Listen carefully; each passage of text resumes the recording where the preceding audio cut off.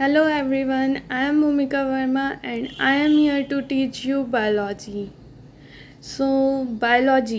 Biology सुनकर कुछ बच्चों को यार इतने बड़े बड़े नाम याद करना पड़ेगा, उसके तो नाम याद ही नहीं होता है जिसे बायोलॉजी डिफ़िकल्ट लगती है उन लोगों को नेम्स रिमेंबर करने में थोड़ा प्रॉब्लम होता है. But it's okay, I am here. I will try to make them easy so you can remember easily. Okay, no problem. सभी का होता है, किसी को बायो पसंद है, किसी को मैथ्स. तो जिसे जो पसंद है उसके लिए वो इजी होता है. तो जिसका बायो अच्छा नहीं है उसका भी बायो थोड़ा बेटर हो जाए. जैसे अभी 9th के एग्ज़ाम्स आने हैं, फिर 10th बोर्ड भी है, तो इसमें आपका बायो बस इतना अच्छा हो जाए कि आप अच्छे मार्क्स लेकर आ जाओ साइंस में. हम वो ट्राई करेंगे. बाकी जिन्हें पसंद है उनके लिए तो बायोलॉजी का ये चैप्टर बहुत इजी है. So we will study with our first chapter, the fundamental unit of life. अच्छा, फंडामेंटल यूनिट ऑफ लाइफ क्या है? Cell. What is the fundamental unit of life? Cell. So हम स्टार्ट करेंगे sales के साथ. अगर देखो सेल हम पढ़ेंगे ना, सेल पढ़ने से हमारे पास और भी फ़ायदे. सेल क्या है? बेसिक यूनिट है हमारी लाइफ की, जो बेस है हमारा. सो अगर हमें बेस हमारा अच्छा है, सेल हमने पढ़ा है, देन हमारा टिश्यूज़, उसके आगे के जितने भी चैप्टर है वो इजी हो जाएंगे पढ़ने के लिए. इसलिए स्टार्टिंग सेल से. फिर हम यहाँ पर कौन कौन से टॉपिक पढ़ने वाले हैं? हम यहाँ पर पढ़ने वाले हैं सेल के अंदर सेल किसने और कैसे डिस्कवर किया. तो who discovered cell and how. Then what is cell. Cell as a structural and functional unit of life. Types of cell. There are 2 types of cell, prokaryotic cell and eukaryotic cell. Then we will study structure of a cell. Under structure of cell we will study cell membrane and plasma membrane, cell wall, nucleus, cytoplasm. Then we are going to study cell organelles. What are cell organelles? They are Golgi apparatus, mitochondria, ribosomes, endoplasmic reticulum, plastids, then vacuoles, lysosome, centrosomes and centrioles. Then we will see difference between plant and animal cell, osmosis and diffusion, isotonic, hypertonic and hypotonic solution, important question and answers, and जो इसके practice question answers हैं हम वो देखेंगे. So first we will see who discovered cell and how. Who discovered cell and how? Cell जो है Robert Hooke ने discover किया था in the year 1665. It is written in the first line. Cell were discovered in 1665 by an English scientist named Robert Hooke. इन्होंने किया था. इन्होंने कैसे किया था? ये है ना, एक थिन पीस ऑफ और थिन स्लाइस ऑफ कॉर्क लिया हुआ था इन्होंने, और उसे माइक्रोस्कोप की लेंस के नीचे रख कर देखा. देन उन्होंने नोटिस किया कि इसमें है ना छोटे छोटे से स्पोर्स दिख रहे हैं. फिर उन्होंने उन स्पोर्स को सेल बोला. ऐसे सेल डिस्कवर हुआ. Then here I have attached one picture. It contains history to know the history of cell. So यहाँ पर दिया हुआ है हु डिस्कवर्ड सेल. आप लोगों को ज़्यादा तो वैसे इतना इम्पॉर्टेंट नहीं है, बट जो इम्पॉर्टेंट है वो है कि सेल किसने डिस्कवर किया. तो cell was discovered by Robert Hooke in 1665. Then in 1674, Leeuwenhoek studied living organism for the first time. And then in the year 31, Robert Brown have discovered nucleus in the cell. Okay, don't be confused. जो cell है वो discover किया है Robert Hooke ने, और जो nucleus है वो डिस्कवर किया है रॉबर्ट ब्राउन ने। तो ये दोनों नाम ब्राउन एंड हुक आपको याद रखना है, ये एक क्वेश्चन आता है। Okay, then what is cell? So cell basically मैंने आपको बताया ये बेसिक यूनिट है। अब इसका एक प्रॉपर डेफिनेशन देखते हैं हम। The smallest unit then can live on its own and that make up all living organism and the tissues of body is called cell, or in simple language we can say cell is the fundamental unit of life, or we can say it is the structural and functional unit of life. Okay, what is fundamental? Anyone? What is fundamental? Fundamental means what we can say basic. What fundamental means? Basic. Okay, and what is unit? Unit Hindi में बोलते हैं इकाई, मतलब एक part. So what is fundamental unit? Basic part, और basic इकाई जो हम बोलेंगे वो होता है।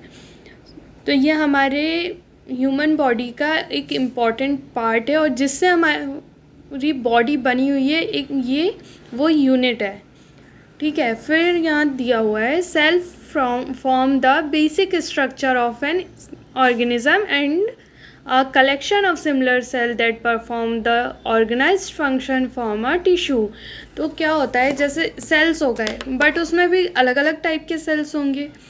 तो जो सेम फंक्शन और सेम स्ट्रक्चर वाले सेल्स होते हैं वो कंबाइन होकर टिश्यूज़ फॉर्म करते हैं। देन जो टिश्यूज़ है, हर एक टिश्यू का अपना अलग वर्क है, और फिर टिश्यूज़ कंबाइन होकर ऑर्गन्स बनाते हैं। और जो ऑर्गन्स है वो हमारे लाइफ की essential processes like metabolism, growth, reproduction etcetera ये परफॉर्म करते हैं, और ऑर्गन से मिलके बनता है एक ऑर्गन सिस्टम, है ना। In unicellular and multicellular organism here are some example.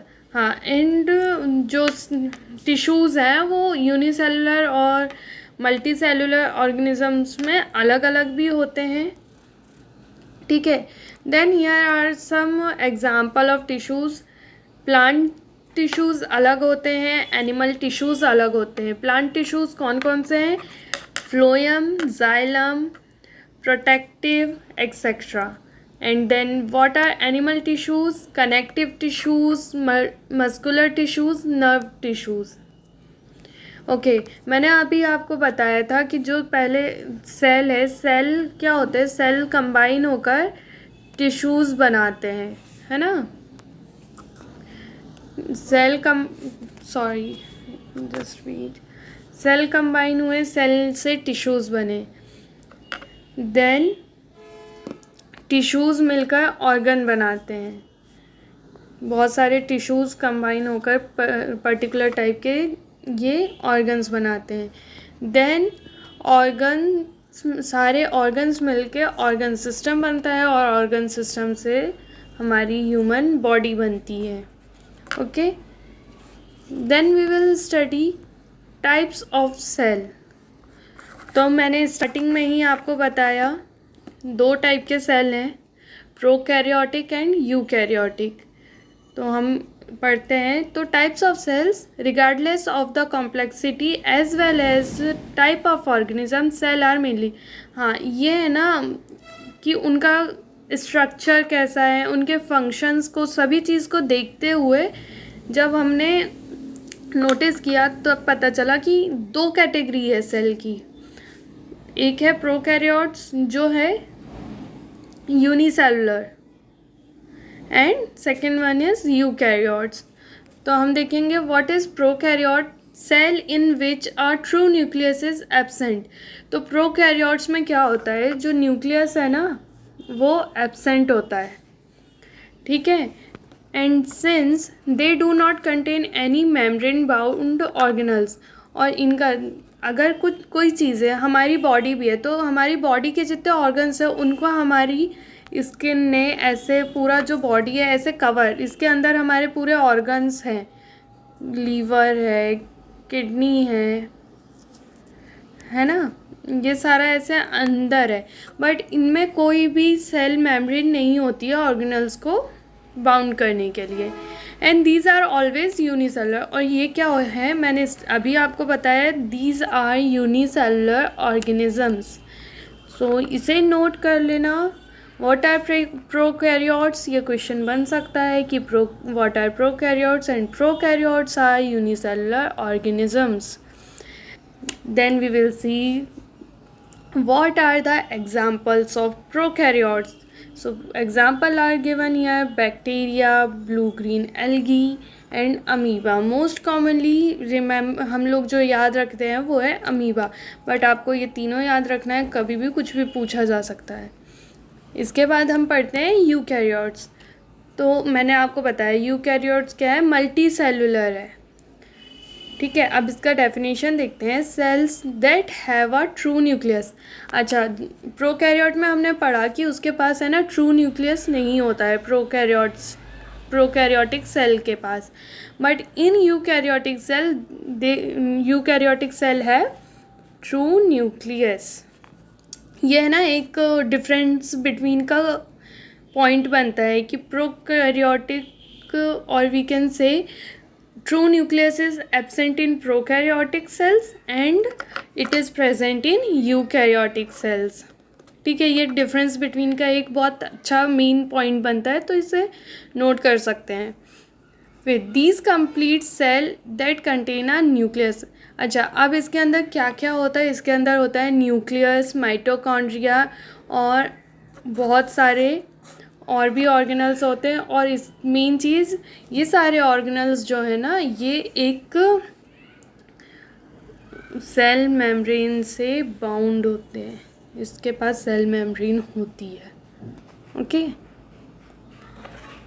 These are always multicellular, मैंने बोला ये हमेशा मल्टी सेलुलर ऑर्गेनिज्म ही होंगे, एंड इसके एग्जांपल्स हैं animal, plant, fungi etcetera, okay. So अब हम देखते हैं यहाँ पर डायग्राम। आप डायग्राम अच्छे से बनाना सीखना होगा, इसके कौन कौन से पॉइंट्स हैं कि मतलब कौन सा डिफरेंस बन रहा है, ये हम उससे भी देख सकते हैं अपने डायग्राम से। अब हम डिस्कस करेंगे difference between prokaryotic and eukaryotic cells. So मैंने पहला डिफरेंस आपको बताया था अभी कि नोट कर लो, प्रोकैरियोटिक सेल में जो न्यूक्लियस और न्यूक्लियोल्स है वो एब्सेंट होता है और वो यूकैरियोटिक सेल में प्रेजेंट होता है। Then second one also we have seen membrane bound organelles can be seen, और membrane bound organelles can be seen दोनों का है। Then contain a single chromosome, contain multiple. अच्छा, जब सिंगल सेल्ड है तो उसमें तो सिंगल क्रोमोसोम होगा, but in multicellular there are multiple chromosomes present. Then prokaryotic cell division होता है, बडिंग, फिजन, दीज प्रोसेसेस, और यूकैरियोटिक में होता है mitotic and meiotic cell division होता है, ओके। तो अगर आप लोग चाहो तो इसे अच्छे से नोट कर सकते हो। मैं और इसे, अब ये पूरा प्रॉपर दिख रहा है, एवरीवन कैन नोट दिस, क्योंकि ये एक है ना थ्योरेटिकल। अगर आपका ऑब्जेक्टिव एग्ज़ाम है तो नो प्रॉब्लम, उसमें भी आ सकता है, बट थ्योरी में जब 5 पॉइंट्स लिखने आते हैं ना, दिमाग में नहीं आता है क्या लिखना है, then it will help you, okay. So now we will see structure of cell. मैंने बताया था स्ट्रक्चर ऑफ सेल में क्या क्या चीज़ें आनी है, cell wall and cell membrane, nucleus, cytoplasm, cell organelles, okay. So first we will see structure of a cell. अब दोनों का बात कर रहे हैं हम यहाँ, सिर्फ यूकैरियोट और प्रोकैरियोट किसी एक की बात नहीं है। It is given here whether prokaryotic or eukaryotic, the cell have a similar structure up to some extent। कुछ हद तक हम बोलेंगे कि दोनों एक जैसे हैं, कुछ चीज़ें उसमें कम होगी, कुछ इसमें ज़्यादा होगी, बट एक लिमिट तक वो सेम है ना। A variety of key features of the cell are the same. और बहुत सारी वैरायटी ऑफ सेल जो की फीचर्स हैं उनके वो सेम होते हैं। A cell is essentially made up of 4 main components. अच्छा, मेन कौन से कंपोनेंट्स हैं जिससे सेल बनता है? तो those are cell wall and cell membrane, nucleus, cytoplasm and cell organelles, है ना। तो व्हाट इज सेल मेम्ब्रेन, और we can say plasma cell membrane and plasma membrane और सेल वॉल। तो it is a biological membrane that separate a cell's contain from its outside surrounding or external environment.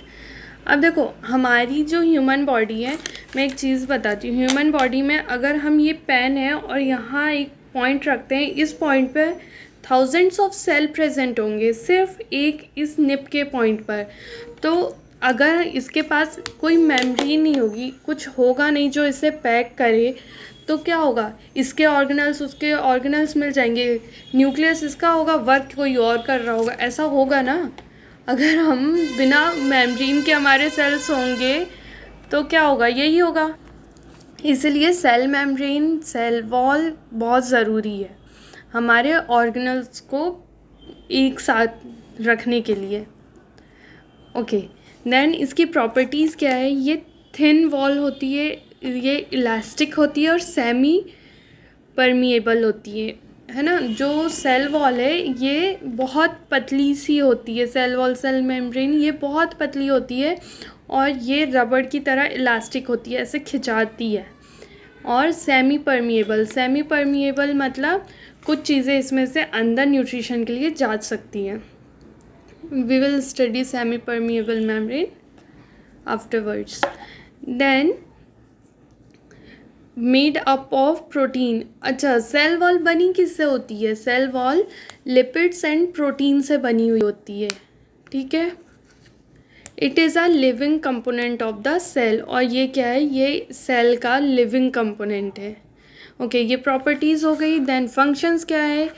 ये हमारा जो भी cell का अभी मैंने बताया जितने ऑर्गेनल्स है, जो भी हमारा कंटेंट है, उसे प्रोटेक्ट करके दूसरे बाहर के सेल से या बाहर का जो भी इन्वायरमेंट है हमारी बॉडी का, उससे प्रोटेक्ट करके एक साथ रखती है ना। And it's semi permeable, allows only selective material to flow. हाँ, मैं बोला था ना, मैं बताती हूँ। So what is semi permeable? जो सेमी परमेबल मेम्ब्रेन होती है वो एक कुछ सिलेक्टिव मटेरियल्स होते हैं, उन्हें अंदर फ्लो करने देती है।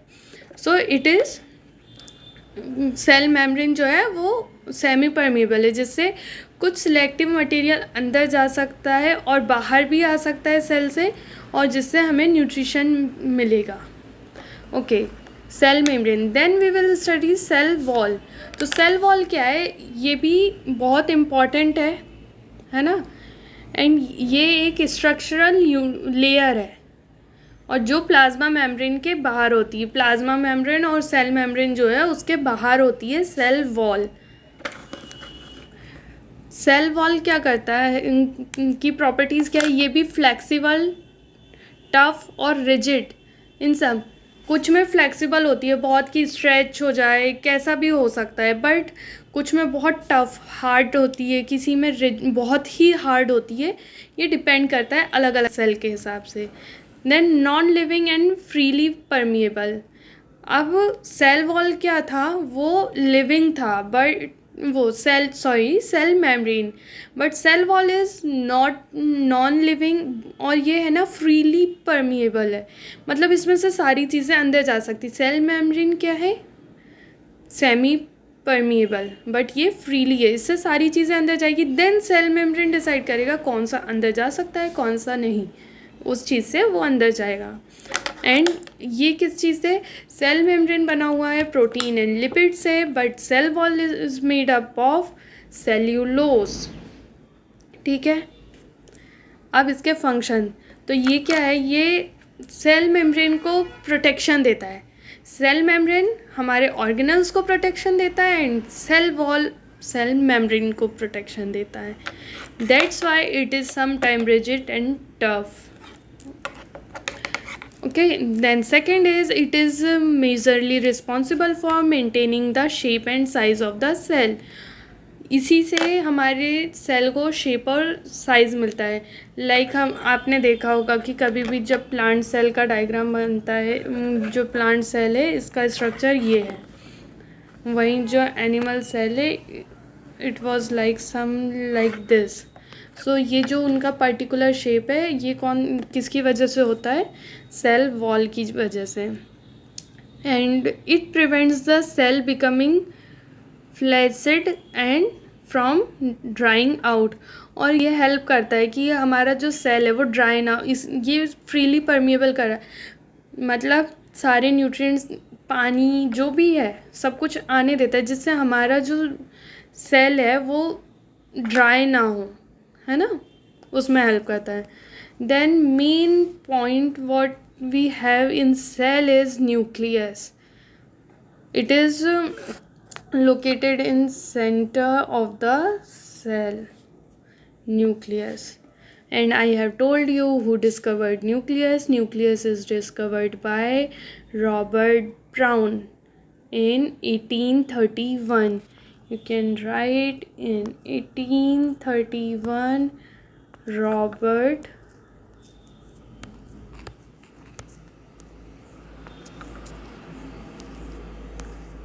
Brown have discovered nucleus. Okay, then nucleus refers to an organelle that is found in eukaryotic cell and contain the genetic material of cell. तो न्यूक्लियस क्या है? हमने पहले ही पढ़ा कि जो प्रोकैरियोट्स होते हैं उनके पास न्यूक्लियस नहीं होता है, तो ये यूकैरियोट्स में होता है. और ये क्या है? हमारा जो जेनेटिक मटेरियल है, जो जीन्स है हमारे, वो कंटेन करता है. Okay, then we will see its properties. So इसकी प्रॉपर्टीज़ क्या है? It is spherical in shape and is enclosed in a nuclear membrane. जो इसका शेप क्या ऐसा होता है? इसका शेप होता है स्फेरिकल और ये न्यूक्लियर मेम्ब्रेन से पैक होता है.